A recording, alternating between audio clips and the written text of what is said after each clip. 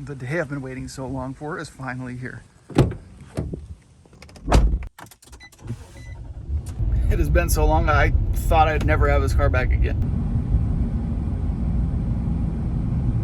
It was actually ready yesterday, but we didn't get home from Charleston until 3 a.m. So we're just exhausted. No way we could possibly go get it yesterday morning. So on the way to pick it up today, I'm pumped. If you haven't been following along, by the way, we are going to pick up the C5 Corvette after having a BTR Stage 2 cam installed on this sucker. I haven't heard it. He shared some progress pictures with me along the way, but no video at all. I have no idea what it sounds like at idle, at startup, going down the road, nothing. It's gonna be a complete surprise to me. This is super exciting. I've been waiting a long time for this. Ran into some complications along the way during the installation process. I'll go through those in a minute once we get the car back, and I'll go through actually what all was done with the car, because it was more than just installing the cam. We did a valve train upgrade, essentially, but a lot of cleanup as well. So I'm really excited to take a look at the engine bay up close and you know, get a listen to this thing finally after many weeks in the shop. Seems like I haven't seen this thing forever.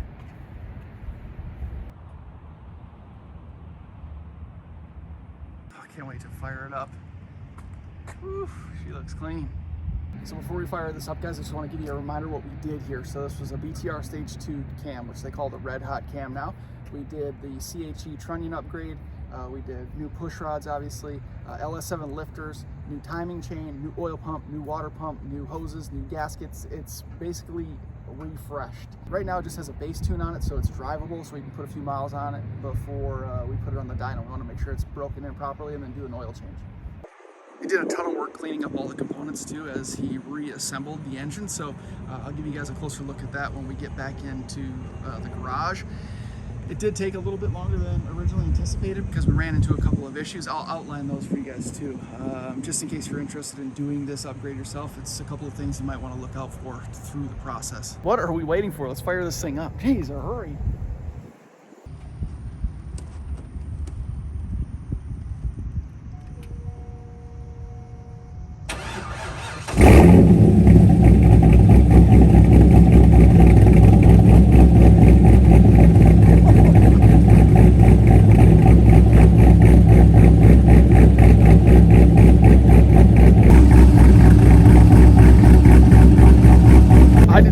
It was going to make it louder. It still has the same Cook's long tube headers in the Billy Boat catback. It's louder. It's much louder actually at idle. I can't believe it. It was really tame before. Even with the headers, no cats, and the catback system, it was pretty tame. I'm standing, what, 15 feet away? It's loud. You can see the chop. Definitely smells a little bit rich, and again, it's just a base tune on it, so it's just making it drivable for now. Again, we're going to put 400 or 500 miles on it to break it in, then we'll get it on the dyno. Probably bring the idle down a little bit too, I'd anticipate. I mean, it sounds good. It's got a nice chop, but I think it'll get even choppier once we get the tune done.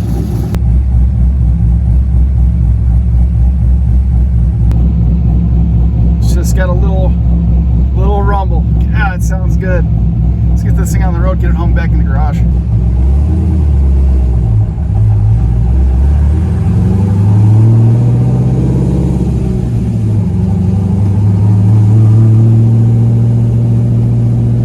It is so tempting to rip on it. It's hard to keep it under 3,000 RPM. It sounds so good. I had him install a new AC compressor because it was making such a crazy noise before. So I don't have any air conditioning right now, unfortunately. It's pretty damn hot.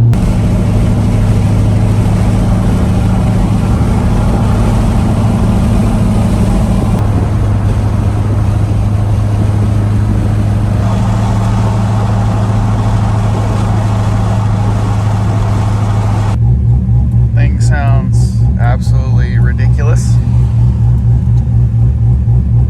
Not even tuned yet. Got a little shimmy.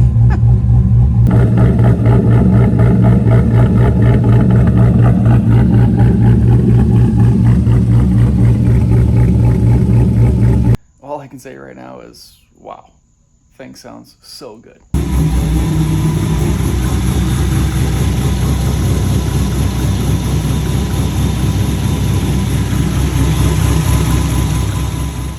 drive, really smooth, a lot smoother than I anticipated actually. And I know it's not a very aggressive cam, but I was thinking it was going to be a little bit clunkier than it actually is. I suppose the bass tune helped out quite a bit. It has a really, really nice lope. I'm happy as is actually, but I can only imagine how good it's going to sound once the tune is dialed in perfectly. But look at this engine bay, guys. Night and day difference. I know it did a little bit of work on it before I sent it to the shop, but man, it is so clean now. Like I mentioned, all new pulleys, tensioners, water pump, oil pump, all new hoses. They look all fresh. You saw me do some of the silicone stuff before I sent it away to the shop. You know, valve covers were clean, cylinder heads are cleaned, the intake manifold is all cleaned out. If you were to go inside and maybe if I redo the valve covers, you'll see that the rocker arms were all soaked and cleaned. We did that CHE trunnion upgrade. Really, everything is fresh. It's unbelievable. All the bracketry is all cleaned up. You can see the brake master cylinder reservoir is clean.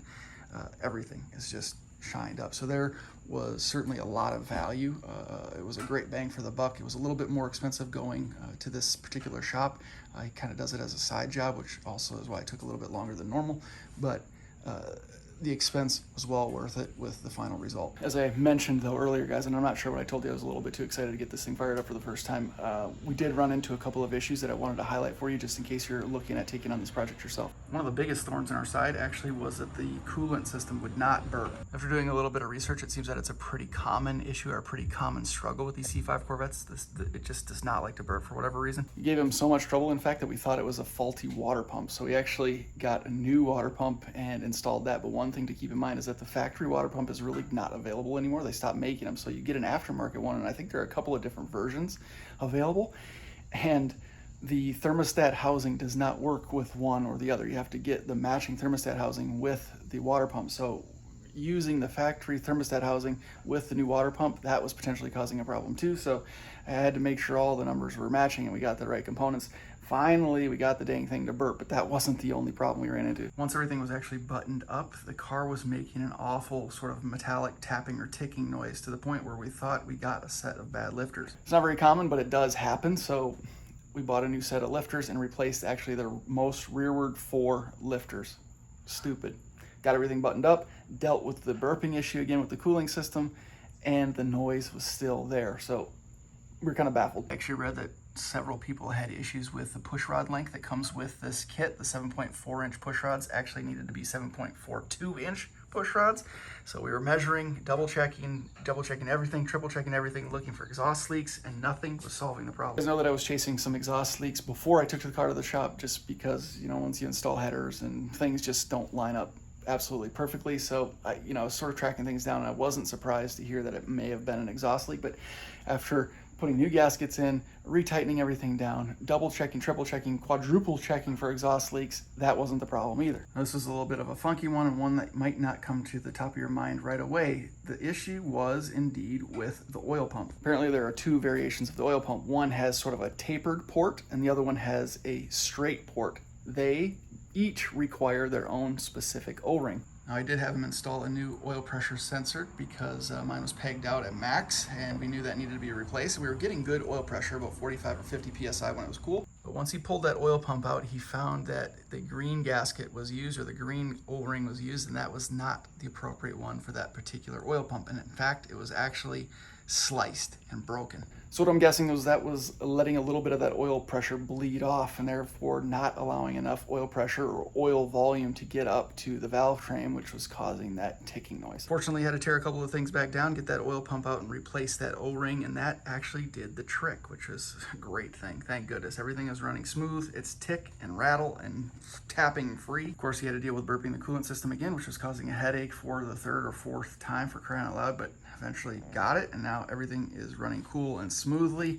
About 199 degrees on the interstate, about 208 degrees just putzing through town. And you guys heard it. It sounds fantastic. I'm excited to get 300 or 400 or 500 miles on this thing and get it up on the dyno and see what we can do. With similar combinations, I've seen people get anywhere from 375 to 400 and 405 wheel horsepower out of this thing. I think that might have been on a friendly dyno, but if I'm anywhere between 375, 385 wheel horsepower, I would actually be quite pleased. Anything beyond that was just icing on the cake. I'm going to do a follow-up video here in the very near future outlining everything that was installed in this thing and the price breakdown so you guys can have an idea of what to expect if you're pursuing this on your C5 Corvette. Of course, did a new harmonic balancer too. It's really starting to shape up and turn into a car that I really, really enjoy driving. So I hope you guys will stick around. There's a lot more stuff coming for the C5 Corvette. Appreciate you watching up to this point. If you have any questions, of course, leave them in the comments below. I get to every single one of them as quickly as I possibly can. Thank you again for watching. See you in the next one.